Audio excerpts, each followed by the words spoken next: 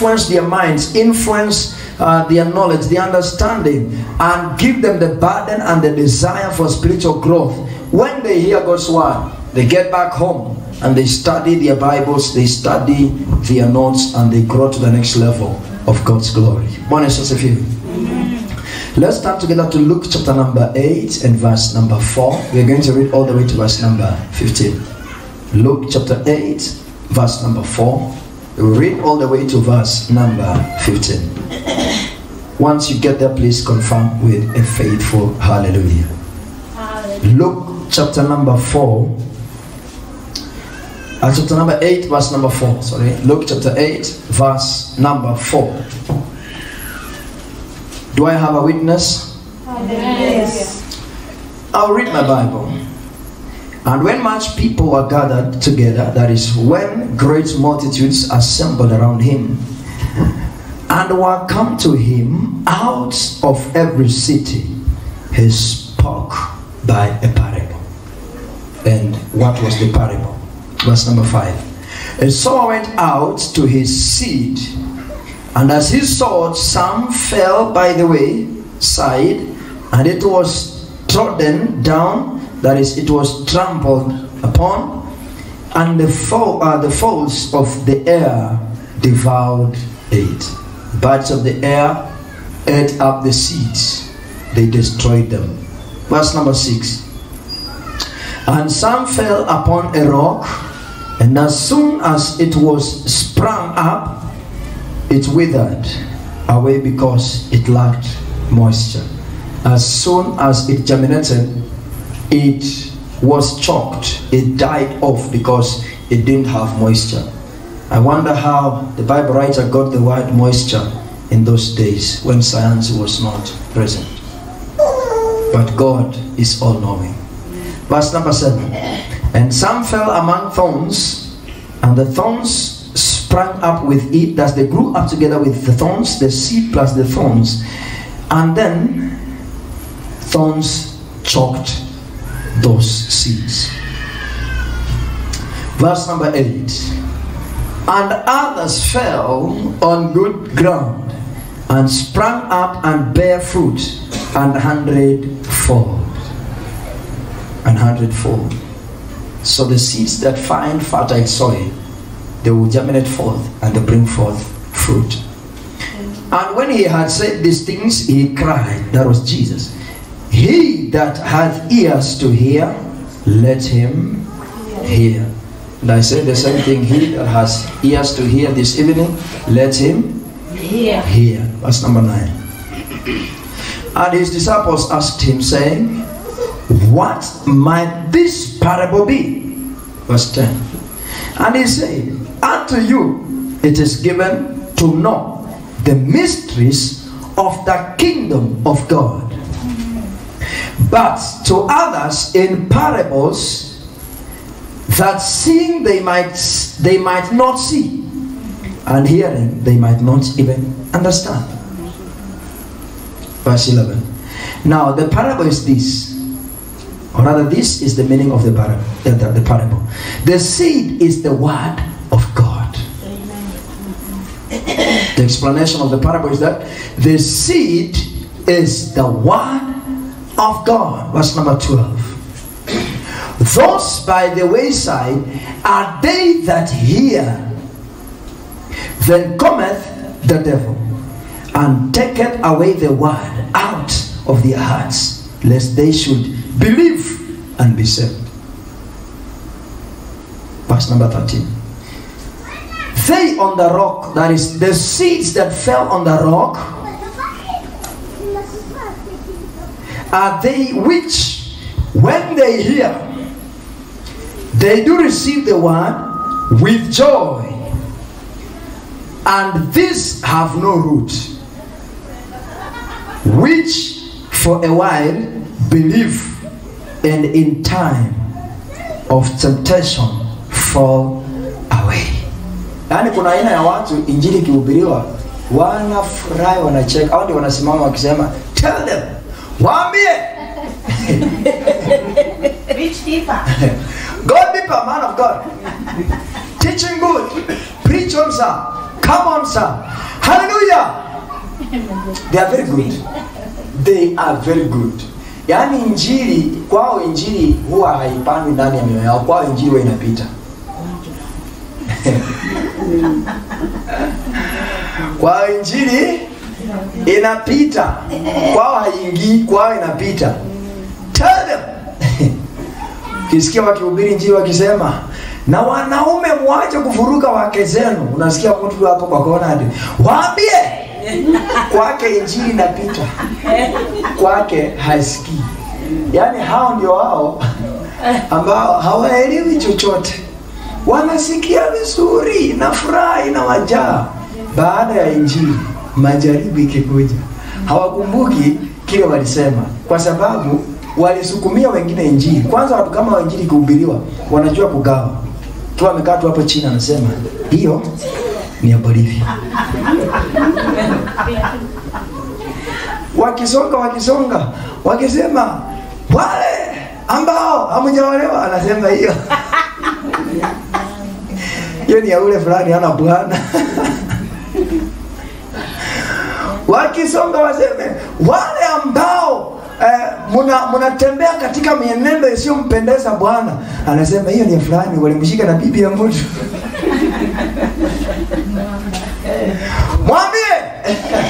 Mwambie asikie huyo mwambie. Hao ndio mbegu ile ilianguka kwenye mawe. Yaani kwao inapita. They have developed what we call shock absorbers ama rubbers. Mili yao ni raba. Hata uhubiri injili moto aje, inawagonga tu na ina bounce to the next person. Kwao haiingii. Those of you who grew up in the village, we used to take hizi mablada, tunazifunga pamoja, tunazifunga round, zinakuwa kama a ball. Then we begin to play with the ball. Ukirusha kwa ukuta, kana kurudia. Ukirusha, ama wale ambao mlilelewa na kwenu mlikuwa kwa kaikai kuliko kwetu, baba yenu alikuwa anawanunulia tennis. Si unasikia? Wanawanunulia nini? Tennis. Kwao kulikuwa kwa kaikai kuliko kwetu. Kwetu najua resources zilikuwa available, lakini kwa wengine hazikuwa available. So ikabidi watoe kwa duka. So kwao wakanunuliwa tennis ama a ball. Kuna kampira kanakuwa kadogo saa zingine. Nilisema mtoto wangu hatafunga raba mipira vile nilifunga. I went to the shop and bought him some balls so that he plays around with them. Kuna watu wamedevelop that kind of lifestyle. You push something hard to them, it hits them, it comes back to you. Na wanasikizanga tu injili vizuri. Kuna siku kuongelesha wanakuambia, dadi unakumbuka siku nyingine ukituhubiria ukituambia. Wanarudisha injili. Wao haiingii, wao hawaelewi, ikishawafikia wanarudisha.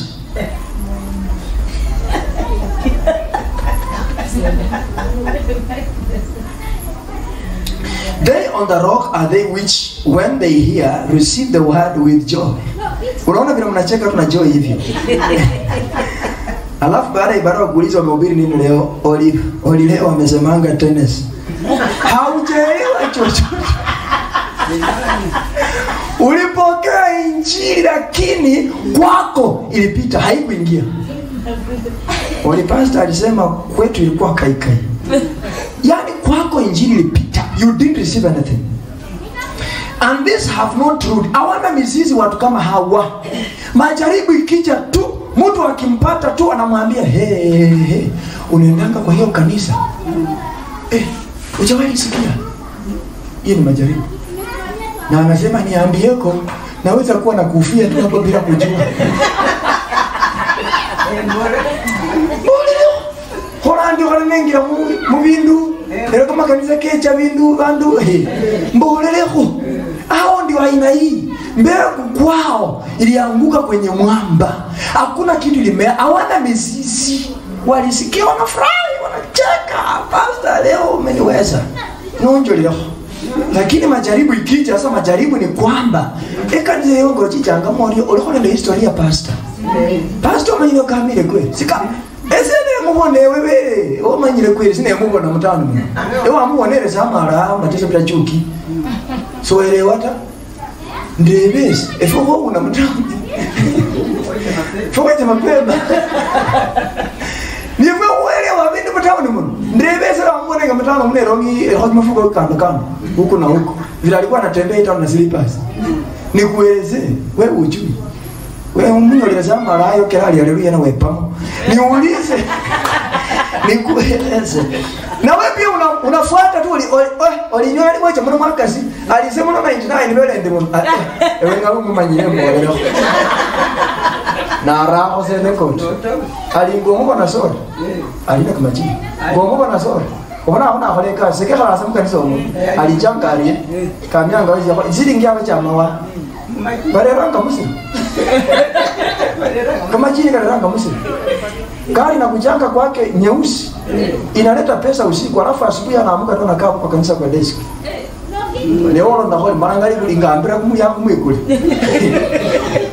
kulingambiranga kumyangu mwikule no chaba ali mose maranga wona sababu yangu ngori amgahona ama bro para kahona kuna bonanga alieta you begin to confirm things wewe ndiye ule mbegu ilimea kwa mwamba kwa lugha ya jirani huko kwetu wanasemanga orishi khaya you are empty kuna kitu uko nayo orifiri which for a while believe unaona sasa which for a while do what believe mimi nakuhubiria hapa na kuambia Yesu anaweza na kuambia vile amenitoa mavumbini akaniweka mahali nimefika leo hii unaamini utakambili ukiwa hapa yani ngakona meza na neema na imanja wale uliniko wale mrenga kompara kanga uliamini tu dakika mbili ukisimama pale ndio naambia mtu wako nje na mahona hata ngakerwa acha kama hawazaka ka prosperity sa kongen sikerwa acha kwa nita wacha niwaachia and in time of temptation they fall away these are the people that the seed fell on the rock tukiendelea tutaomba verse 14 and that which fell among thorns are they which when they have heard go forth and are choked with life and bring no fruit to perfection. Hawa ambao wanakuwa choked with life ni mbegu iliyomea ndani ya miiba. Yaani wanaisikia injili, wanaiamini, lakini wanaenda wanakaa chini wanaassess. Nikikuja kwa hii kanisa nilikuwa na nini? Necha naandika. Na mengine no mutamba kwanja wanakushindika.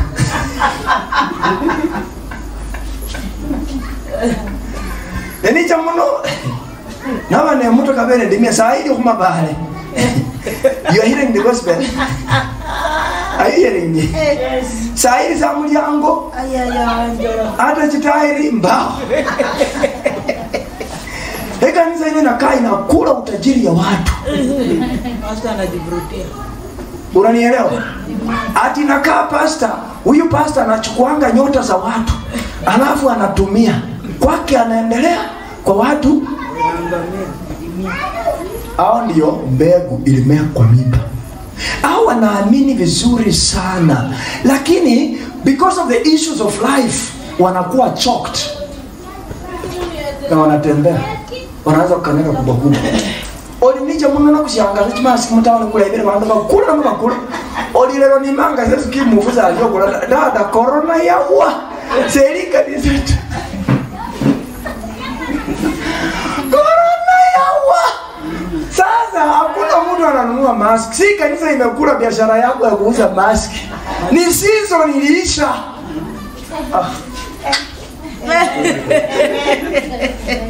Olina kushangoli abero musuku nyola 1500.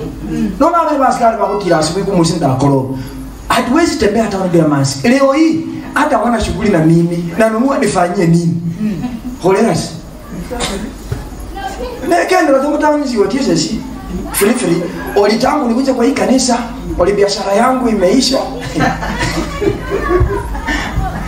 Wewe ndio mbegu iliyomea katika miba. Kwa mambo ya ulimwengu hii, maisha inapokukalia ngumu na unaanza kulaumu kanisa. Halo? So singo mwana to likingi Biblia olikanisa walipiga motoke mfupa ya vitindi ulisijui nini olibamu sikumyo mbaro murozi kharanga bukona nyima umurozi ka bukare kasi ma Kristo mara se kuma holo murozi yoli mutawanya kharanga olivaja murisa umurozi ali abakabukira gwi yezi haimo welenga no yima ndio kijana yako mwambie tafuta Mungu mwambie kwa roho na kwa ukweli pana kuelekhula sasa wesingata olisinye necho kulia oli walimpiga ndio jirani yako mwambie waoga kila siku. Verse number 15. Now 14, and after a season, after a short while, because of life issues, they bring no fruits to perfection. How hawawezi zalisha matunda yoyote yakaweza kudhibitika? How? Bure kabisa. Verse number 15. But that on the good ground are they which in the honest, you get the word honest? In the honest and good heart, having heard the word, keep it and bring forth fruit with patience. With what? Patience. Kuvumilia. Hao ambao mbegu ilianguka kwa udongo mzuri wanakaa wakiwa na imani, alafu kwa utulivu na uvumilivu wanaenda kuleta matunda ambayo yana faida. Bwana Yesu asifiwe. Amen. Naona ukileta matunda ya faida katika jina la Yesu. Amen. Nasema naona ukileta matunda ya faida katika jina la Yesu. Amen. Bible says when they hear the word, they keep the word. Yaani neno, kumbuka kwamba neno ndio mbegu. Na limepandwa ndani mwako. Unalisikiza kimakini. Alafu unakuwa na kitu inaitwa patience. Kuna watu wanasemanga kwa matunda yote, tunda la long suffering, tunda la patience, hilo mimi ndilo sikurangi. Kumbuka kitu kimoja, in this life, if you don't have patience, if you don't have perseverance, you will not survive. Bwana Yesu asifiwe. Yaani hata kama ukiwa kanisani and things are not working, it is not the church, it is a season. Be patient enough and you see things change in your life. Amen. Glory be to God. Amen. Verse number 16. No man when he had lighted a candle covereth it with a vessel or putteth it under a bed, but setteth it on a candlestick, that they which enter in may see the light. I see this taking place in your life in the name of Jesus. Amen. Master, let's look at 2 Peter chapter 3. 2 Peter chapter 3 verse number 14. Tumalizie tu hapo. Hata kama utaomba, mbegu itamea. Amen. Mbegu itafanya nini? Itamea. Ndio ukifika nyumbani unafagia nyumba kila siku, usione menda alafu unaanza kusema hizi menda zimekuja mingi tangu niende kwa hiyo kanisa. Naleta umaskini, hii ni roho ya umaskini. Wewe osha vyombo jioni, lawacha zilale zikiwa safi, alafu naamka asubuhi utapata mende kwa nyumba. Amen. 2 Peter chapter 3 verse number 14.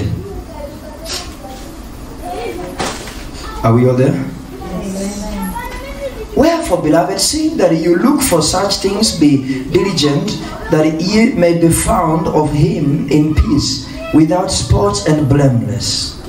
Verse 15. And account that the long suffering of our Lord is salvation, even as our beloved brother Paul also, according to the wisdom given unto him, hath written unto you, as also in all his epistles, speaking in them of these things, in which are some things hard to be understood, which they that are unlearned and unstable rest, as they do also the other scriptures unto their own destruction. Verse number 17. Ye therefore, beloved, seeing ye know these things that are before, beware lest ye also, being led away with the error of the wicked, fall from your own steadfastness. You shall all fall in the name of Jesus. Amen. The wicked that err will not go with you. Amen. Verse 18. But grow in grace. Amen. And in the knowledge of our Lord and Savior Jesus Christ. To him be glory, both now and forever. Amen. But now grow in grace and in the knowledge of our Lord Jesus Christ. Yani kuwa katika neema na hata ukue katika mambo ya kiungu. Spiritual infants are those ones that behave according to how emotions zinawapeleka na feelings. Leo sisikii kuimba, sitaimba. That's a spiritual infant. Unafikiria mimi nasikia kuhubiri saa zingine niko na shida 1,100, lakini nakuja nikijua majukumu yangu ni kuenda nisimamishe mtu na hiyo injili ya siku ya leo. Sikujangi na feelings.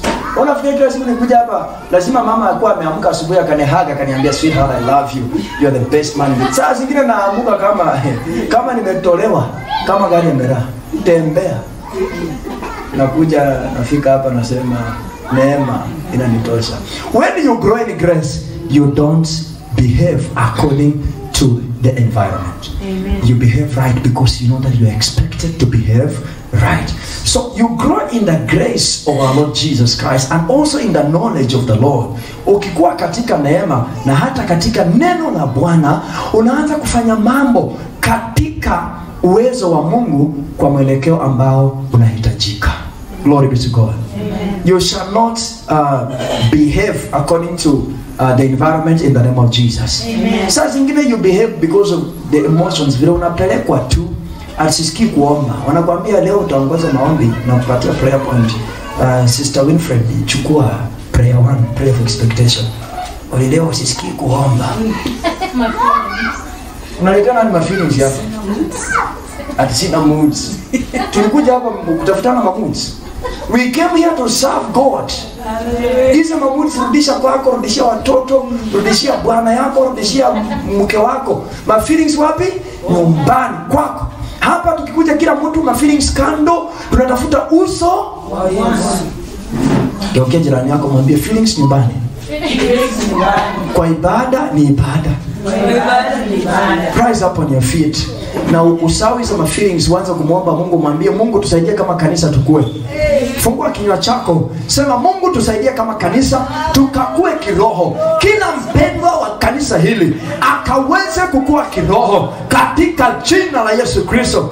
Open your mouth and make a prayer. Let every member of this assembly grow in the things of God. Our spiritual growth is what we claim and declare this hour. In the mighty name of Jesus Christ, we call upon spiritual growth in their lives. In the precious name of Jesus Christ, we declare spiritual growth, Almighty God. We declare spiritual growth. We declare spiritual growth in our lives. In the mighty name of Jesus, we want to remain this way, Father, that we are declaring and decreeing. We are going to move to the next level of our growth, spiritual growth. Watu wanakuwa wanapaliwa kiroho katika jina la Yesu Kristo. Watu wanakuwa wanasonga katika mambo ya kiroho katika jina la Yesu Kristo. Ninatangaza ukuzi wa kiroho katika maisha ya watu wako. Let your people grow and develop spiritually in the mighty name of Jesus Christ. Let your people grow and develop spiritually in the precious name of Jesus Christ. I call on spiritual growth, Almighty God. They will not remain the same way, but they are going to grow and improve spiritually in the precious name of Jesus Christ. Cause them not to grow spiritually in the mighty name of Jesus.